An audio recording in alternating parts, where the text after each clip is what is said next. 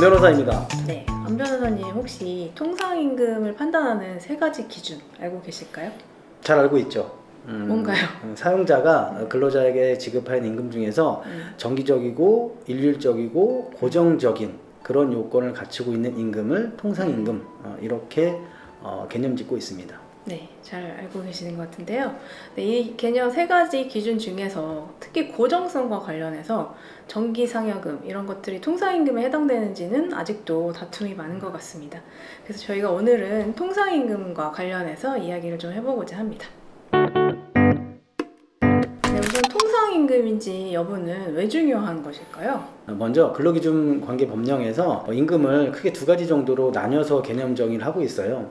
통상임금 그리고 평균임금 뭐 이렇게 나누고 있는데, 오늘 말씀드리는 그 통상임금의 경우에는 그 통상임금, 그러니까 임금 자체도 중요하지만 그 통상임금의 범위가 어떻게 정해지냐에 따라서 추가 근로하는 연장근로, 야간근로, 또 휴일의 근로는 휴일근로, 여기에서 지급하는 수당이 다 달라지게 되거든요. 아시겠지만 연장, 야간, 휴일 근로 같은 경우에는 통상임금의 50%를 가산해서 지급되도록 하고 있기 때문에 통상임금이 어떻게 결정되냐에 따라서 추가로 지급하는 가산수당이 많이 달라지게 되는 것이죠.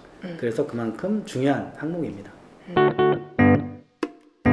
통상임금으로 인정되기 위해서는 고정성이라는 것을 요구하고 있는데, 고정성이라는 것은 또 어떤 개념일까요? 네, 그거에 대해서 대법원 판례는 뭐 좀 어렵게 개념 정의를 하고 있는데, 뭐 쉽게 예를 들어서 말씀을 드리면, 어떤 근로자가 어떤 특정 날에 근로를 제공했다고 치면 그 근로자가 다음 날 퇴사한다 하더라도 그 특정 날에 근로를 제공했던 대가를 다른 조건의 충족 여부와 상관없이 확정적으로 지급받게 되는 임금, 뭐 이렇게 이해하시면 될 것 같습니다.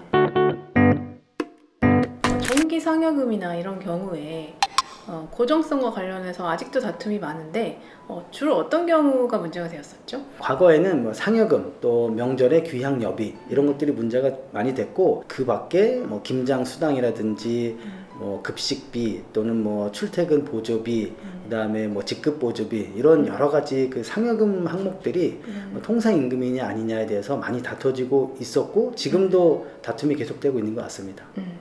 네, 말씀하신 이런 경우에 특히 또 재직자 조건이라는 것이 붙은 경우에 더욱더 문제가 되고 있는데, 이런 재직자 조건이라는 것은 어떤 의미인가요? 이제 고정성과 관련된 문제이긴 한데요. 쉽게 예를 들어서 말씀을 드리면, 어떤 상여금을 지급을 하는데 어떤 특정 일에 재직하고 있는 근로자에게만 지급한다. 그것을 흔히 이제 재직자 조건 이렇게 많이 부르고 있는데, 예를 들면은 음력 8월 15일 추석 명절 상여금을 지급하는데 음력 8월 14일까지 재직한 근로자에게만 지급한다. 그런 경우에는 그럼 8월 13일 날 퇴사한 근로자에게는 전혀 지급이 되지 않게 되겠죠. 그런 경우를 이제 재직자 조건 이렇게 부르고 있습니다.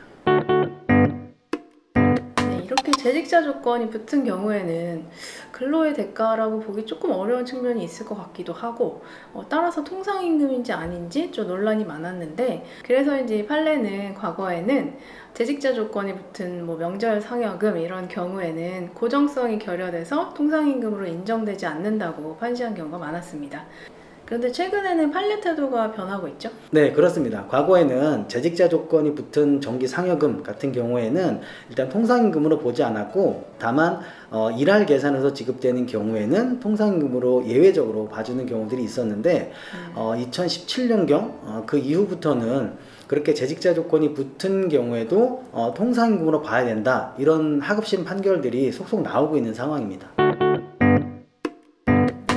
판례의 태도를 보면 재직자 조건에 대해서 근로의 대가로 당연히 지급받아야 될 임금을 사전에 포기하게 하는 약정이다, 이런 이유로 아예 그 조건 자체를 무효로 본 경우도 있었고, 재직자 조건 자체가 무효는 아니지만 이미 제공한 근로에 대한 대가에 상응하는 부분에 한해서는 무효다, 이런 취지의 판례가 있어서 구체적인 사안에 따라서 아직은 약간 다른 판시를 하고 있는 것 같습니다.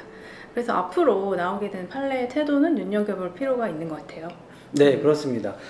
최근에도 뭐 비록 1심 판결이긴 하지만 S화재 사건과 관련해서 명절에 지급되는 명절 귀향여비, 이것을 가지고 이게 통상임금이냐 아니냐 쟁점이 됐었는데, 마찬가지로 재직자 조건이 붙어 있었다 하더라도 이것은 통상임금으로 볼 여지가 있다, 이렇게 판시한 바가 있습니다. 이와 같이 하급심에 계속 중인 사건이 많이 있기 때문에 후속 판결들을 좀 지켜봐야 될 것 같습니다. 네, 오늘은 통상임금 또 재직자 조건과 관련해서 이야기를 해봤는데요.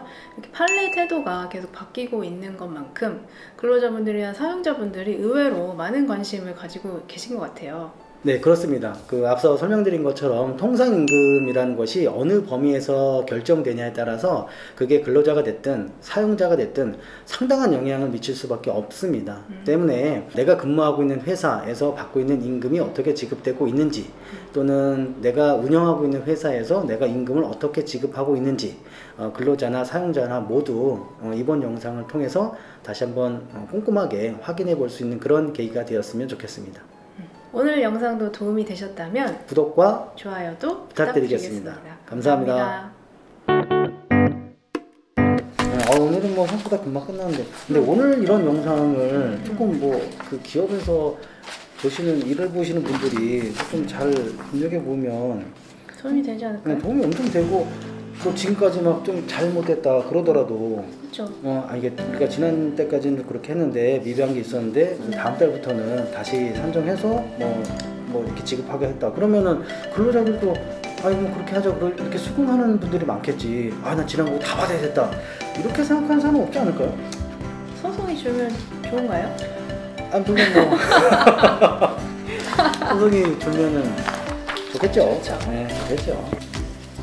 소송은 영상을 필요한 경우에만. 그러니까 필요한 경우에는 당연히 뭐 서로 대화 타협 안 되면 해야 되겠지만 이런 경우는 굳이 이걸 소송 그렇게 회사가 다 이후로 지나간 건 어쩔 수 없고 앞으로는 이렇게 해서 다시 잘 챙겨서 지급하겠다 그러면 그래도 괜찮지 않을까 싶고, 근로자 입장에서도 굳이 쓸데없는 불필요한 분쟁 소송 안 만들어서 좋고, 사용자도 나중에 괜히 예상치 못한 그런 소송에 휘말리지 않아서 좋고, 그냥 다 좋을 것 같은데.